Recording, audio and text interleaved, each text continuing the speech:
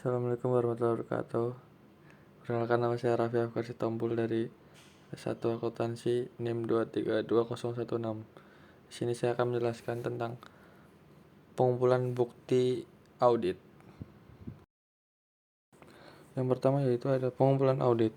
Faktor terpenting dari kualitas audit adalah jika produser audit disusun berdasarkan objektivitas dan tidak memihak. Karena untuk memperoleh bukti audit yang cukup dan tepat, auditor harus mampu merancang jenis audit sehingga temuan yang wajar dapat dicapai sebagai dasar pembuatan laporan audit. Bukti audit yang cukup berarti kuantitas bukti yang memadai untuk mendukung kesimpulan audit, sedangkan tepat berarti kualitas bukti yang relevan dan dapat diandalkan. Hakikat bahan bukti adalah segala sesuatu yang digunakan untuk membuktikan kebenaran atau ketidakbenaran dari suatu pernyataan atau fakta dalam konteks hukum atau investigasi lainnya. Bahan bukti bisa berbentuk fisik, dokumen, atau kesaksian, dan memiliki peran penting dalam proses penegakan hukum, penyelesaian sengketa, atau audit. Penggunaan bahan bukti tidak hanya khusus dilakukan oleh auditor. Bahan bukti juga digunakan dengan ekstensif oleh ilmuwan, pengacara, dan sejarawan. Namun, tentu saja tujuan dari pengumpulan bahan bukti akan berbeda, yaitu bahan bukti yang digunakan oleh ilmuwan adalah untuk mendukung, menguji, atau menolak hipotesis dari teori. Hal ini dapat dilakukan dengan cara pengulangan, peer review, publikasi dan komunikasi, serta aplikasi dari dan pengembangan teori. Bahan bukti audit adalah semua informasi yang digunakan oleh auditor untuk menarik kesimpulan keuangan dengan prinsip akuntansi yang berlaku umum atau standar lainnya, di mana bahan bukti ini mencakup berbagai jenis informasi. Kelengkapan dan kecukupan informasi yang didapatkan oleh auditor akan membantu auditor dalam meningkatkan kualitas audit. Salvani 2024 menyatakan bahwa bukti audit memiliki peran yang sangat penting dan memastikan keandalan dan keabsahan laporan keuangan yang diaudit. Hal ini disebabkan karena bukti audit dapat dijadikan sebagai 1. Dasar untuk pendapat auditor, 2.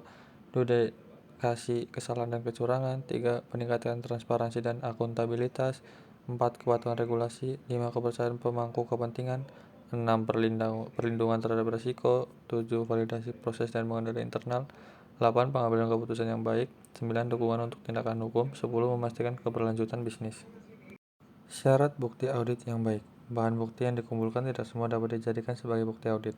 Ada beberapa kriteria yang harus dipenuhi sehingga bahan bukti yang dikumpulkan dapat dijadikan sebagai bukti dalam pelaksanaan audit.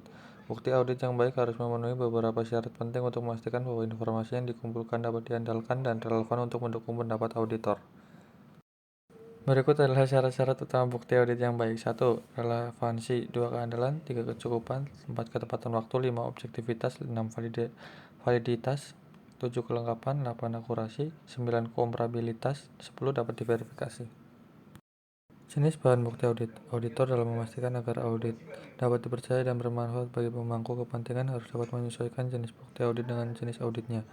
Penyesuaian jenis bahan bukti audit dengan jenis audit juga membantu auditor dalam pelaksanaan audit agar dapat berjalan dengan efektif, efisien, dan sesuai dengan tujuan yang berlaku.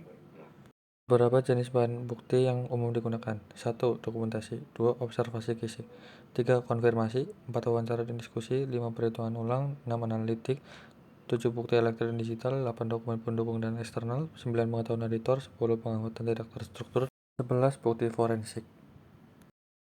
Alasan pentingnya penyesuaian jenis bukti audit dengan jenis audit di antara lain. 1. Relevansi dan spesifikasi, yaitu ada audit keuangan, audit operasional, audit kepatuhan. 2. Tujuan audit, mengidentifikasi risiko dan memberikan asuransi. 3. Efektivitas pengumpulan bukti, yaitu spesifik terhadap tujuan, mengurangi pemborosan waktu. 4. Kepatuhan terhadap standar audit, standar profesional, dan regulasi dan persyaratan. Cara mendapat bukti audit. Bukti audit yang dikumpulkan auditor harus cukup dan tepat untuk mendukung temuan dan rekomendasi yang diberikan. Langkah struktur dan sistematis yang harus dilakukan oleh auditor dalam mendapatkan bukti audit yaitu 1. Perencanaan audit. Langkah yang harus dilakukan adalah tentukan tujuan audit, lingkup, dan kriteria audit, identifikasi area, rencanakan waktu dan sumber daya yang dibutuhkan audit. 2. Pelaksanaan audit. Auditor akan melakukan wawancara dengan personal yang relevan untuk memahami proses yang berlaku. Observasi secara langsung proses. Memeriksa dokumen dan catatan terkait proses atau area yang diaudit. Melakukan pengujian terhadap sampai transaksi dan memeriksa fisik saat perusahaan. 3. Analisis data. Auditor akan melakukan analisis terhadap data yang diperoleh dari berbagai sumber dan membandingkan hasil observasi dengan standar atau kriteria yang ditetapkan. 4. Penyimpulan temuan. Menyusun temuan audit berdasarkan bukti yang telah dikumpulkan dan menilai dampak dan temuan audit terhadap organisasi. 5. Penyusunan laporan audit. Auditor akan menyusun laporan audit yang mencakup temuan, analisis, dan rekomendasi. 6. Komunikasi hasil auditor. Auditor akan menyampaikan hasil audit kepada manajemen serta mengadakan pertemuan untuk mendiskusikan temuan dan rekomendasi.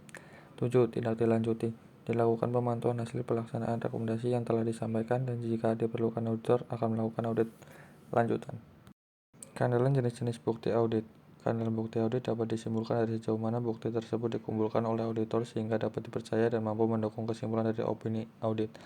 Faktor yang dapat mempengaruhi keandalan bukti audit. 1. Sumber bukti. Bukti yang diperoleh dari sumber eksternal, seperti konfirmasi pihak ketiga atau dokumen resmi. 2. Sifat bukti. Bukti berbentuk dokumen tertulis atau elektronik biasanya lebih andal daripada bukti yang bersifat lisan atau melalui wawancara. 3. Independensi sumber. Sumber yang independen atau tidak memiliki kepentingan dalam hasil audit lebih andal dibandingkan dengan bukti yang berasal dari sumber yang mungkin memiliki bias.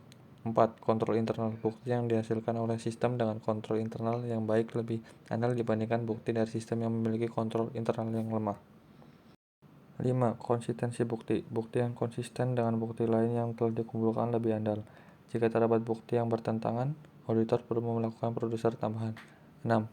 Produser pengumpulan. Cara bukti dikumpulkan juga mempengaruhi keandalannya. Bukti yang dikumpulkan dengan produser audit yang tepat. 7. Waktu pengumpulan. Bukti yang diperoleh dari periode yang dekat dengan tanggal laporan audit lebih relevan dan andal dibandingkan dengan bukti yang lebih tua. 8. Dokumentasi pengumpulan. Bukti yang didokumentasikan dan dipelihara dengan baik, disimpan dalam kondisi yang tidak dapat diubah atau dimanipulasi, dianggap lebih andal. Keandalan dari berbagai jenis bukti audit. 1.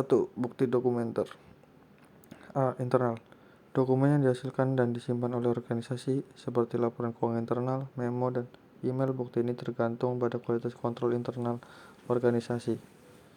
B. Eksternal. Dokumen yang diperoleh dari pihak ketiga, seperti konfirmasi bank, faktur dari pemasok, atau laporan auditor independen.